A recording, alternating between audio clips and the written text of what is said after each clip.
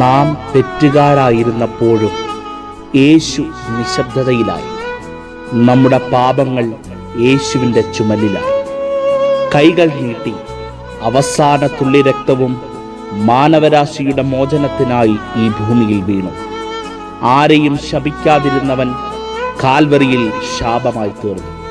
പാപം നിമിത്തം ദൈവത്തിൽ നിന്നും അകന്നുപോയ മനുഷ്യനെ ദൈവത്തോടടുപ്പിക്കാൻ യേശു പാപയാഗമായി. ഇത് വെറും ഒരു മരണകഥയല്ല.